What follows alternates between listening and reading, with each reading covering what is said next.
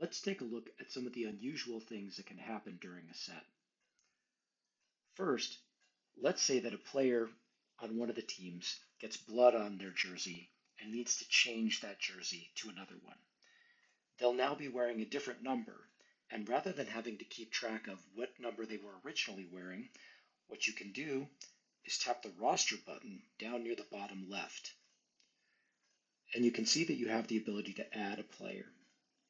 So let's say that the blood jersey that they'll be wearing is 88. As what we did when we were adding players to rosters initially, we can enter whatever information we'd like. It doesn't really matter as long as the shirt number is correct.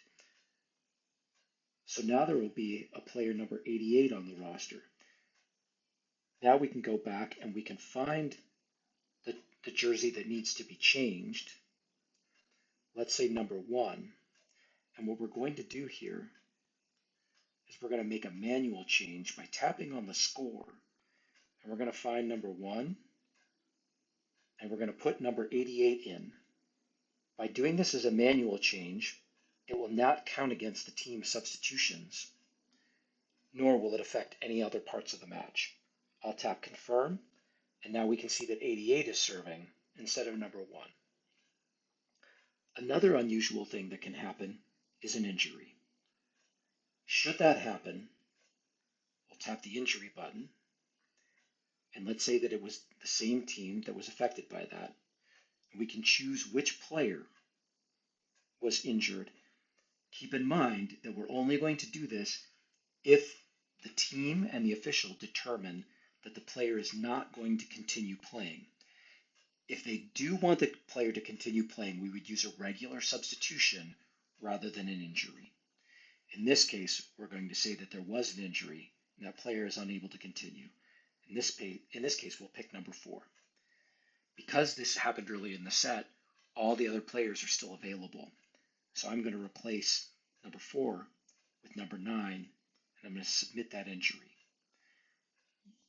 You'll then need to confirm that this is an exceptional substitution rather than a regular one, because this will mean that number 4 is no longer available to enter into this set. Confirm that. And now we can see if we wanted to make a substitution, there are no substitution options available. Another thing that can happen, hopefully rarely, is a sanction. This is when the referee is going to have to penalize one team by taking one of their yellow or red cards or both of them out of their pockets. The referee should tell you what is happening to make sure that you enter this information correctly. Let's say that they're going to sanction a staff member. You'll tap the staff member, you'll tap the team that it's for, you'll select the person that it's being assigned to, and then the type of sanction. In this case, they're going to receive a warning, and I'll submit the sanction. The next thing that I should do is make notes regarding that sanction. To do that, I'll tap the notes icon that is at the bottom in the middle. Here, I will tap the Add Remarks button, and there's a text box here in which I can enter the notes.